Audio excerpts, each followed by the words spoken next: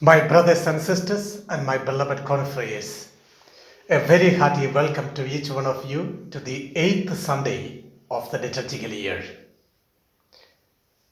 A week back, I was sitting with one of our young priests and watching a cricket match between West Indies and Australia, the Under 19 World Cup match. And this young priest who was sitting with me told me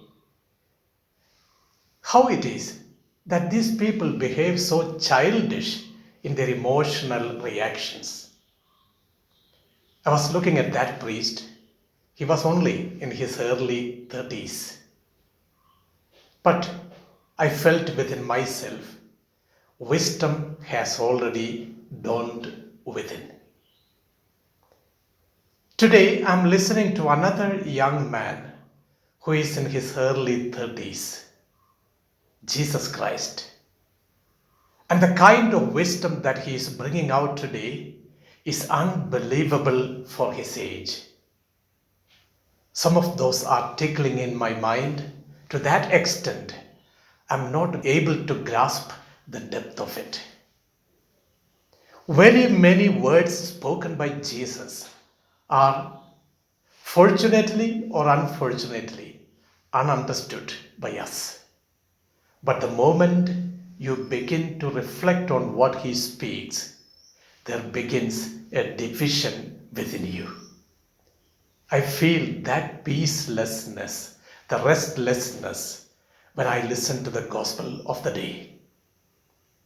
Jesus tells today, can a blind man lead another blind man? Until and unless you have sight, but believe me, what he means is insight, will you be able to refresh the life of someone else? And that's where the first reading from the book of Sirach stands as an emulating evidence for us to understand the depth of the book, the Bible. The book of Sirach says, the fruit of a tree discloses the cultivation the tree has received. So too, the thought of a person discloses the cultivation of his mind. The more deep you are, the lofty your thinking. And the consequence of those lofty thinking is the apt expression of words that emerge from inside. Therefore, we revere people who speak words that are befitting, perhaps very less in number, but at the same time carrying a weight along with it. I have come across very many people, but only a few have touched my heart. And those people, when they speak, they mean life. That's where Jesus now comes into picture today once again. Can a blind man lead another? Will they not both fall in the pit?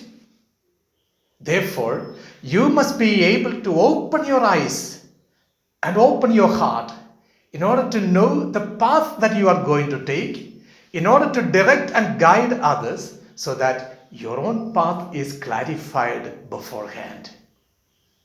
Jesus naturally refers to the Sadducees and Pharisees of his time. But does he not intend you and me today? We are in the time of the political election in our country. Some of the prominent states in our country are going for electing new leaders.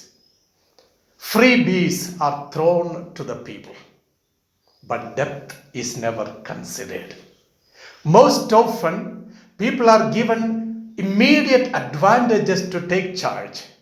But what about some of those fundamental necessities of their life which had been neglected for lifelong, still not to be addressed? Are not today the political elections merely a gimmick in order to take charge of power and position than to take care of a people who are entrusted with the care of the leaders of the time?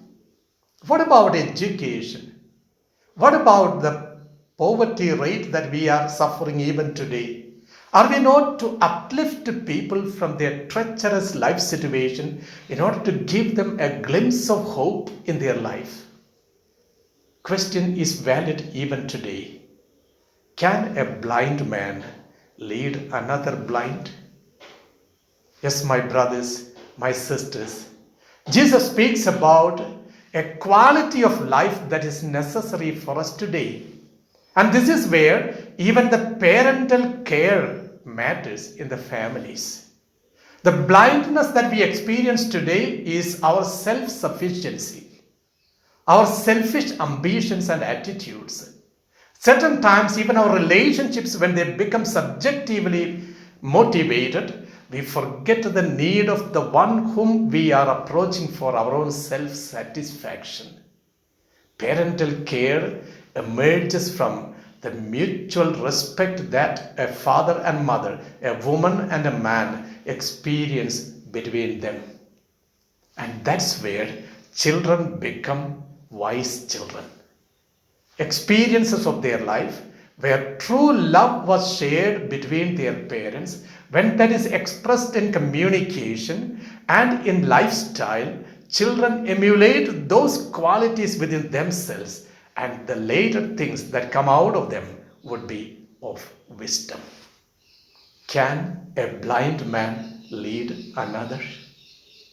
Yes, today the invitation given by Jesus is very important for us. Take out the log that is in your own eyes so that you may be able to see the speck that is in the eye of the other. You can never become a leader. Forget about that. You can never become even my disciple without having an idea as to who you really are. It is time for us, my brothers and sisters, to return to the nursery of Jesus, where the fundamentals of life situations, lifestyle is given to each one of us. Jesus lived a life of maturity, looking and evaluating the life situation of his family, the so-called Holy Family, the commitment of his father, the meditation of his mother, and the Torah and the Jewish tradition that was communicated to him.